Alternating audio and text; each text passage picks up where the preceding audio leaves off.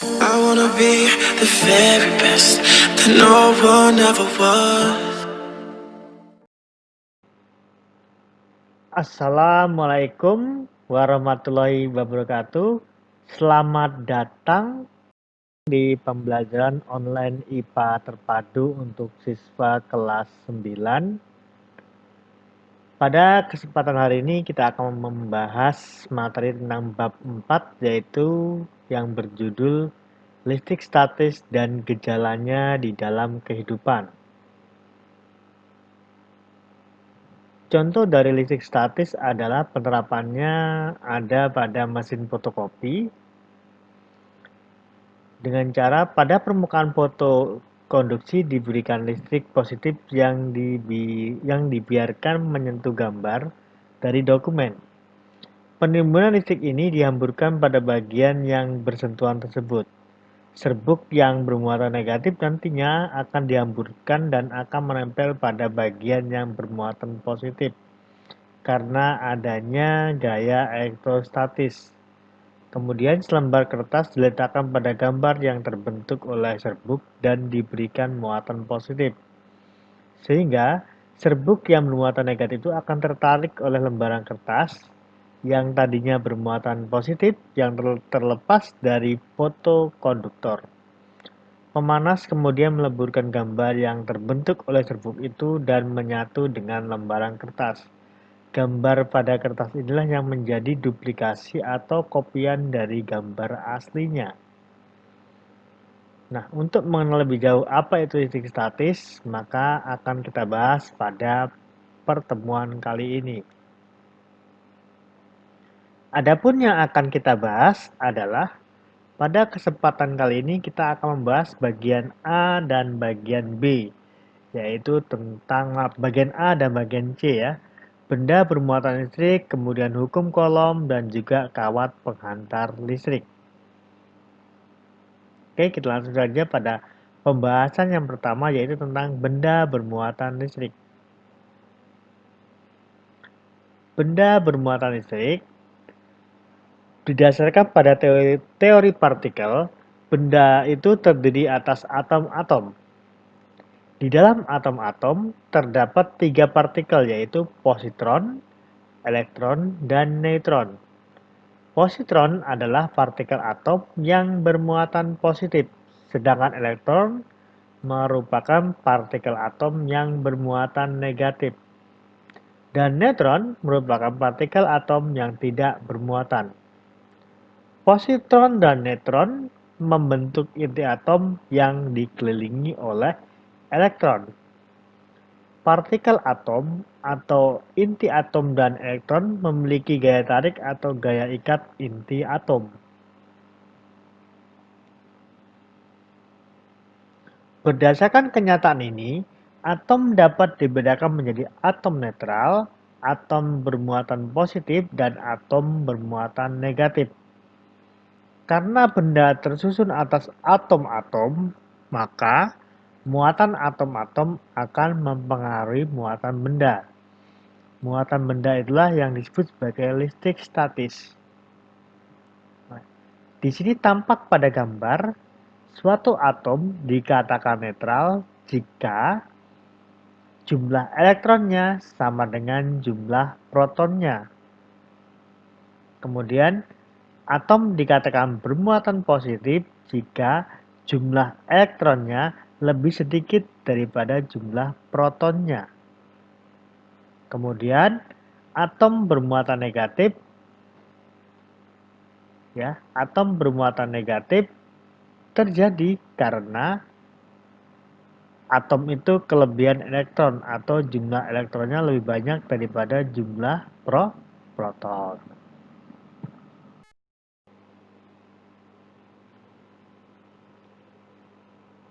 Hukum Coulomb. Jika dua buah muatan didekatkan, maka akan saling menjauh. Maka dikatakan muatan itu sejenis. Kemudian jika daya muatan tersebut saling mendekat, maka muatan tersebut dikatakan berbeda jenis. Jadi di sini kalau dua buah muatan itu didekatkan kemudian muatan tersebut saling tolak-menolak atau saling menjauh, maka kedua muatan itu dikatakan memiliki muatan yang sama. Misalnya, muatan positif dengan muatan positif dan muatan negatif dengan muatan negatif, maka akan saling tolak-menolak jika muatannya sejenis. Kemudian jika muatannya berbeda jenis, maka akan tarik-menarik atau saling mendekati. Contohnya adalah muatan positif didekatkan kepada muatan negatif, maka keduanya akan saling tarik-menarik. Nah, di sini di hukum kolom nanti kita akan membahas tentang gaya tolak-menolak dan gaya tarik-menarik.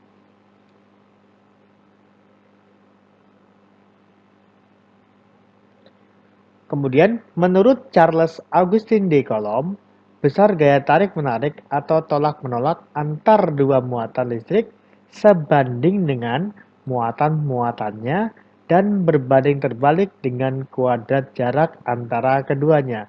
Pernyataan ini sering dikenal sebagai hukum Coulomb sesuai dengan penemunya atau pencetusnya yaitu Charles Augustin de Coulomb.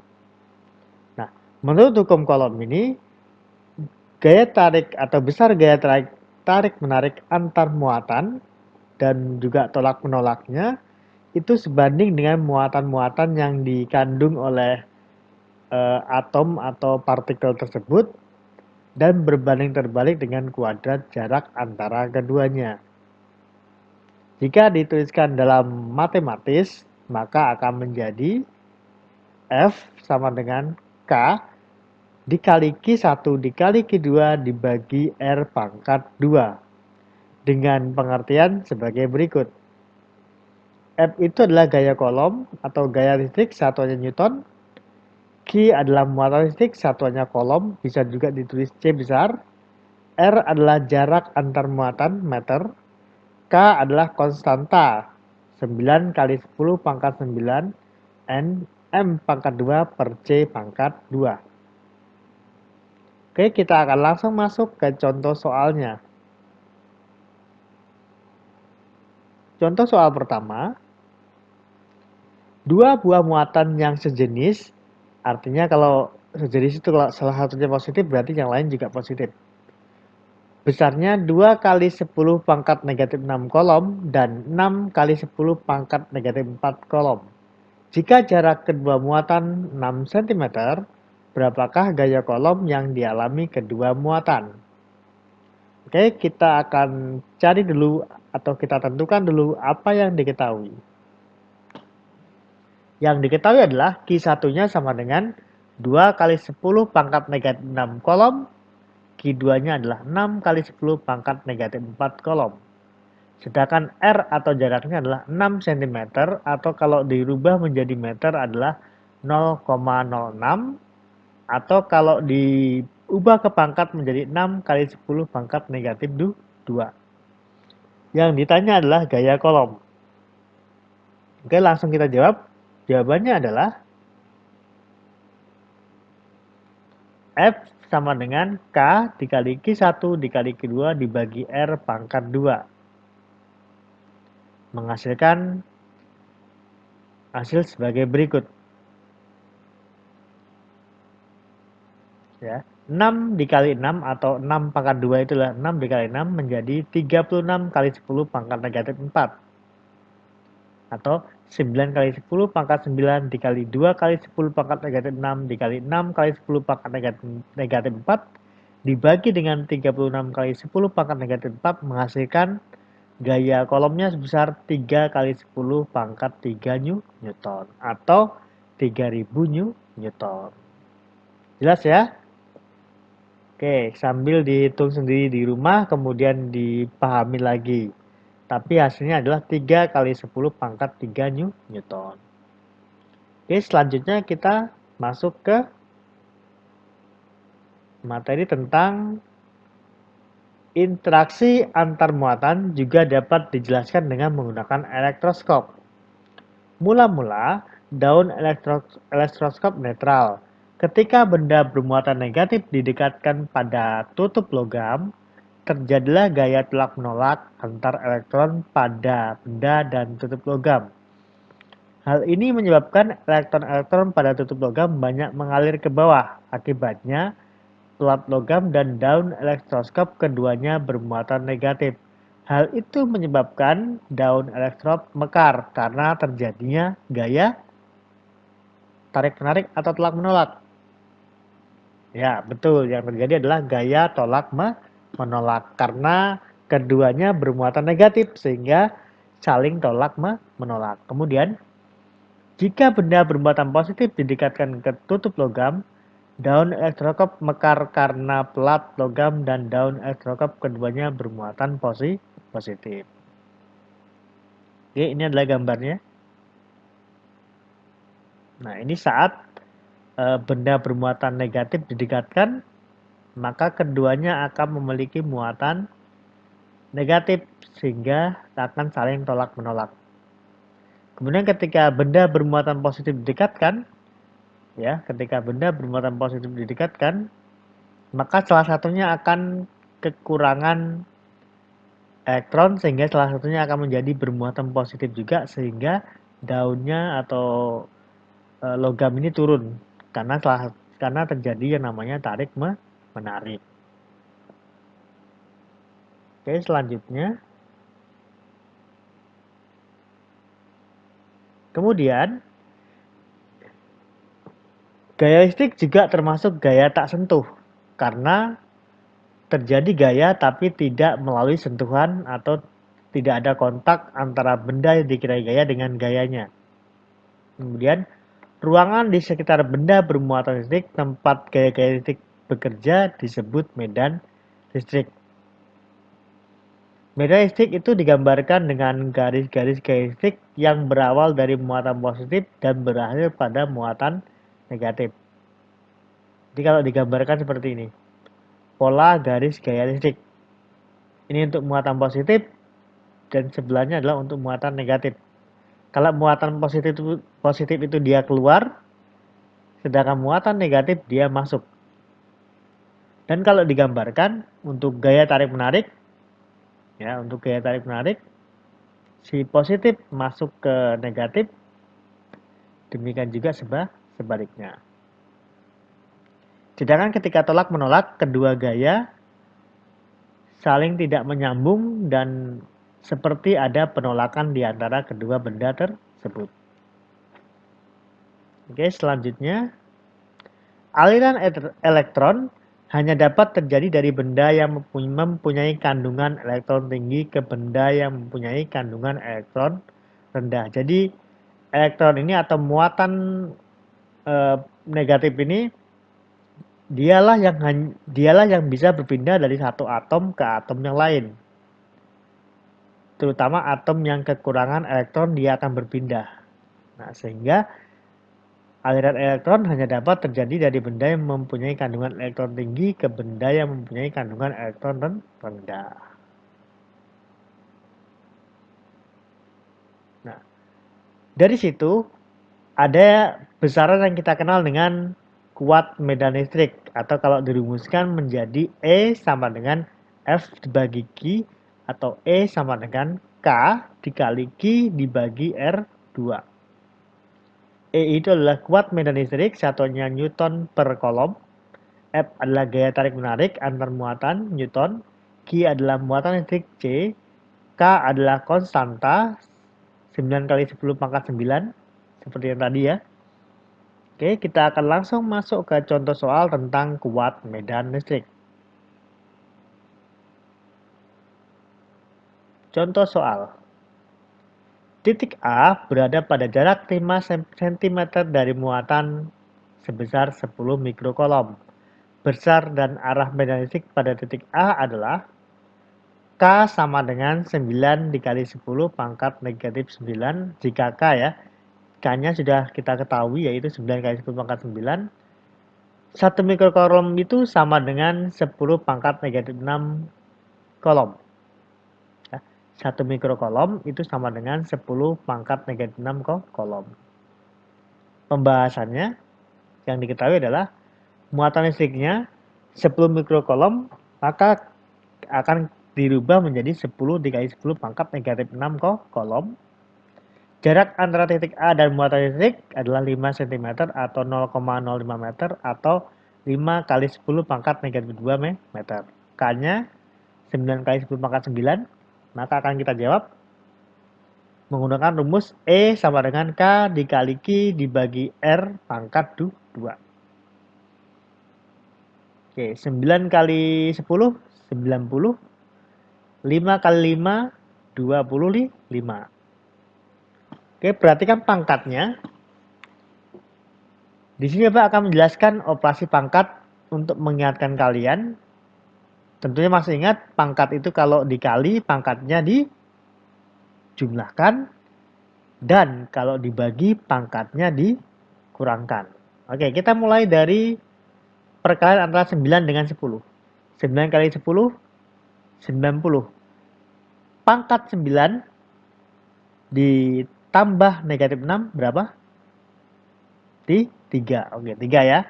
Kita simpan. Jadi hasilnya adalah 90 dikali 10 pangkat di 3.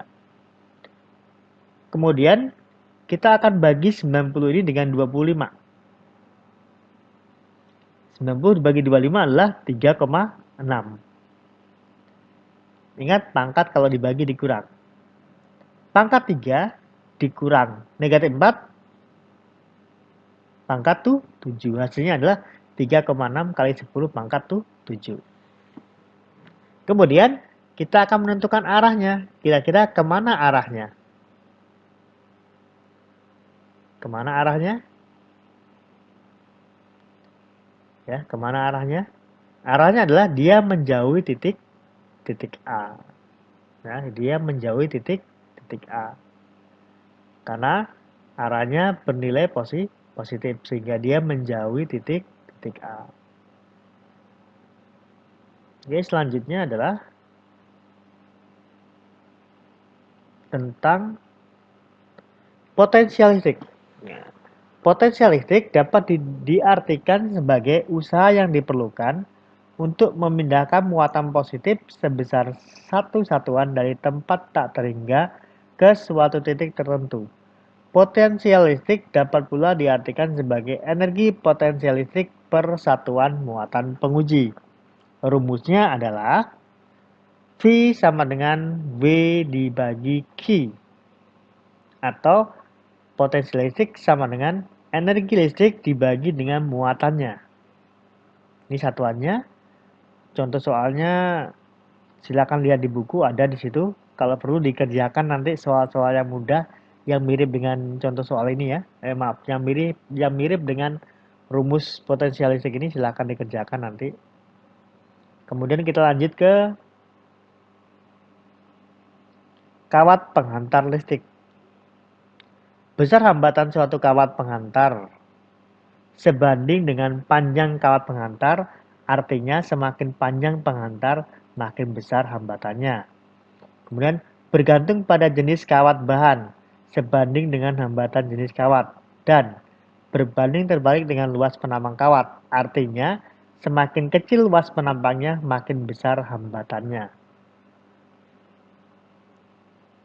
Oke, selanjutnya rumusnya adalah ini.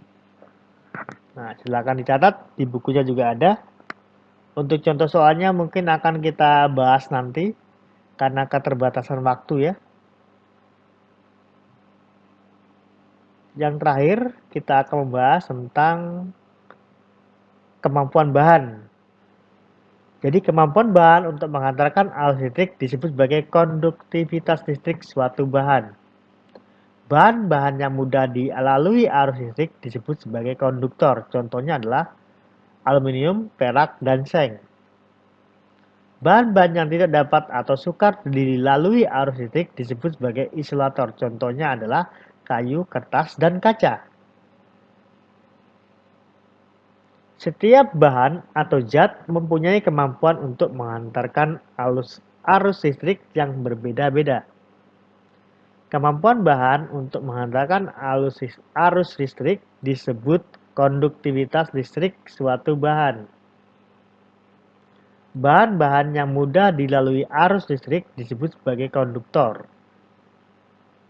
Sedangkan bahan-bahan yang tidak dapat atau sukar dilalui arus listrik disebut sebagai isolator. Nah, contoh dari gabungan antara isolator dan konduktor adalah sebuah kabel. Kabel terbuat dari bahan konduktor dan isolator. Konduktornya adalah bahan yang mudah mengantarkan arus listrik, contohnya adalah tembaga atau kawat tembaga ya.